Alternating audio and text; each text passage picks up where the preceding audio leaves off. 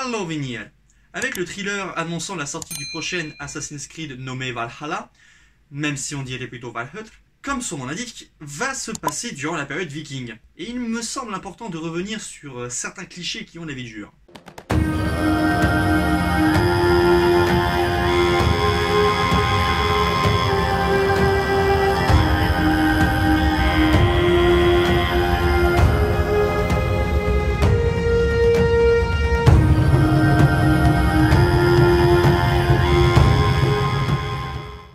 D'abord, qui sont les vikings? Alors je précise que concernant le terme viking, il n'y a pas encore de consensus véritable sur l'origine étymologique du mot.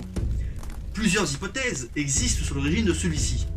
Vik, Wik, Vekia, qui signifie baie, entrepôt côtier, ou le fait de se déplacer d'un endroit à un autre, on va résumer par voyager. En France, ce que l'on appelle les Normands, les Danois en Angleterre, ou les Varegs en Russie ou à Constantinople, n'étaient pas tous perçus de la même manière. Ce sont des Scandinaves, originaires de Suède, de Norvège et du Danemark, qui menèrent des expéditions pour piller, coloniser ou commercer avec les différents peuples qu'ils rencontraient. Alors le phénomène viking, que l'on situe entre le 8e et le 11e siècle, c'est-à-dire de la première attaque marquante recensée sur l'abbaye de Lindisfarne dans le royaume de Saxon de Northumbrie en 793 après Jésus-Christ, à la bataille d'Hastings en 1066 qui verra Guillaume, dit le futur conquérant, s'emparer du trône d'Angleterre, n'est pas un phénomène uniforme. Tous des guerriers. On a tous cette représentation en tête, popularisée par les réalisateurs et les jeux vidéo, de combattants ultimes, s'alcoolisant à coups d'hydromel, ou jouant à des jeux de bourrin, de barbares aux vies mœurs légères, frappant tout ce qui brûle et brûlant tout ce qui cogne. Ce ne sont pas d'aussi bons guerriers qu'on le prétend. Si les abbayes et autres monastères les intéressaient, c'est avant tout pour la facilité de s'emparer des richesses. Bah oui, entre une ville ou des villages bien défendus et des moines chétifs, ils sont plus doués pour être des rois du commando discret plutôt qu'une armée bien organisée. Et d'ailleurs, ils ont subi pas mal de défaites. Un exemple, le roi Alfred le Grand de Wessex, l'un des nombreux royaumes saxons de l'Angleterre de l'époque, leur a tellement mis des dérouillés qu'ils n'ont pas insisté plus longtemps pour aller voir ailleurs. Avant toute chose, ce sont les mêmes hommes et femmes qui, après être revenus de leur raid, s'occupent de leurs terres et de leur famille. Il n'y a pas de réelle spécialisation chez eux. Et comme ils vivent en quasi-autarcie, ils sont à la fois fermiers, bergers, pêcheurs, bûcherons, ils fabriquent leurs propres fringues, réparent leurs propres armes et s'occupent de leurs terres et de leur famille. Donc non, ils ne passaient pas leur temps à fracasser et piller les terres voisines. C'est même plutôt le contraire. Le commerce à la viking. Ils étaient effectivement perçus comme des pillards sanguinaires en Occident, mais en Orient, ils étaient beaucoup plus perçus comme d'habiles commerçants. La motivation majeure du Scandinave de l'époque, c'était d'acquérir des richesses. Selon le contexte, ça peut passer par le vol, la piraterie, le pillage, mais également par l'échange commercial, le troc, la négociation ou les mariages. Et ils ne massacraient pas systématiquement tout le monde, parce que l'une de leurs spécialités, c'est le commerce d'esclaves. Donc vaut mieux faire gaffe à la marchandise. D'ailleurs, ceux-ci pouvaient gagner leur liberté et étaient bien considérés. Des guerrières. Des fouilles menées dans une tombe du milieu du Xe siècle à Birka en Suède, l'une des premières villes du pays, mise au jour en 1978, avaient révélé les restes d'un guerrier entouré de ses armes, de 2 boucliers et de 2 chevaux. Il y avait aussi un ensemble complet de pièces de jeu avec leur plateau. La morphologie de certains éléments du squelette a longtemps donné à penser qu'il s'agissait d'une femme, mais comme cette tombe incarnait l'archétype même d'une sépulture de guerrier viking, et ce depuis plus d'un siècle, il a toujours été supposé qu'elle était celle d'un homme. Mais les analyses génétiques du squelette ont confirmé qu'il s'agissait d'une femme d'une trentaine d'années, relativement grande, mesurant environ 1m70. Mais plus important encore, cette femme devait être une guerrière de haut rang. L'ensemble des pièces de jeu indique qu'elle était une meneuse, quelqu'un qui usait de tactique et de stratégie et pouvait conduire des troupes dans la bataille. Celle que nous avons étudiée n'était pas une Valkyrie des sagas, mais un chef militaire dans la vie réelle qui était une femme.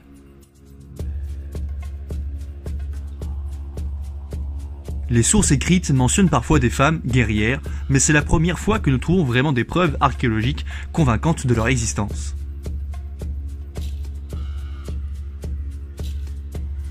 Selon Charlotte Edenstiana Johnson, les compétences plutôt que le sexe étaient ce que l'on considérait comme le plus important dans la société de l'époque. Bien que je pense qu'il était plus courant pour les hommes d'être chefs, si toutefois une personne se rendait compétente, alors le sexe importait peu.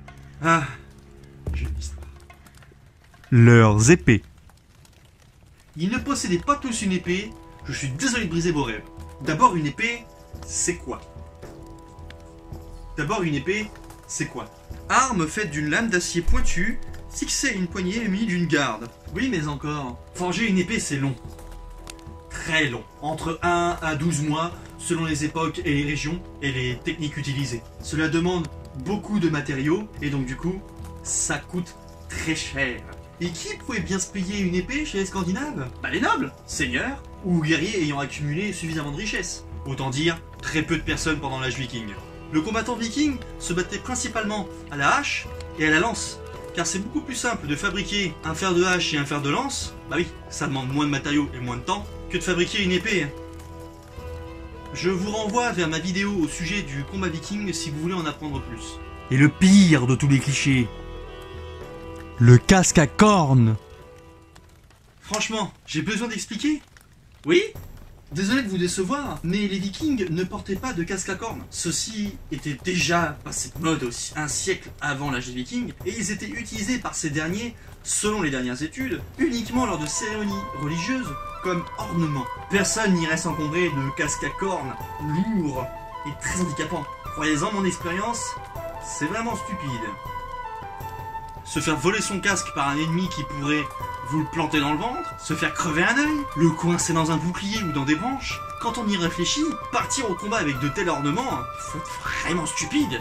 Entre le 8e et le 9e siècle, les guerriers vikings portaient des casques simples de cuir ou de métal, voire ne portaient rien du tout. Le casque le plus retrouvé sur cette période, c'est le casque à lunettes, voire le nasal, des Normands, mais plus tardif. Pour vous dire, le casque à lunettes est mieux représenté par les Rohirrim du Seigneur des Anneaux que dans la plupart des œuvres de pop culture actuelles, même s'il y a un mieux.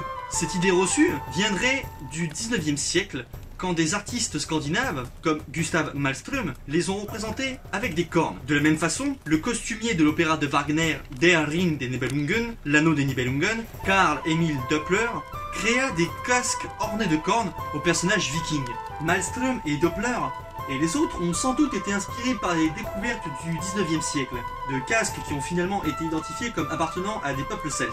Ils ont peut-être été influencés par des chroniques gréco-romaines selon lesquelles les peuplades du Nord portaient des casques très richement décorés, dont les fameuses cornes.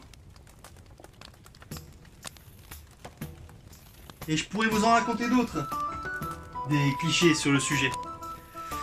Mais si vous voulez en apprendre plus, je vous conseille la vidéo de Fabien Campaner et Lucie Card sur le sujet, notamment à travers leur représentation sur le cinéma, et excellente, ainsi que la vidéo de l'histoire par les cartes, qui sont disponibles dans la description et dans les fiches.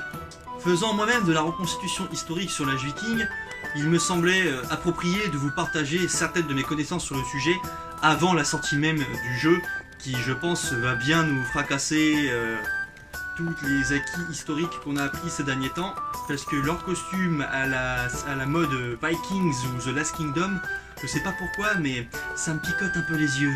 En tout cas, j'espère que ce nouvel épisode sur les clichés de l'histoire autour des Vikings vous aura plu, et on aura peut-être un autre. Toutes mes sources se trouvent dans la description, n'hésitez pas à partager l'épisode pour faire connaître un peu plus la chaîne, notamment, et surtout si l'épisode vous a plu bien sûr. Dites-moi dans les commentaires si vous connaissiez ces clichés et si vous en connaissiez même d'autres. Mettez un pouce bleu si la vidéo vous a plu. Abonnez-vous si ce n'est pas encore le cas. Suivez-moi sur les différents réseaux sociaux. Et soutenez la chaîne sur le YouTube et le Tipeee. Et d'ici là, je vous dis à la prochaine pour une prochaine vidéo. C'était Galetorn des Peuples d'Arda pour vous servir. Bless!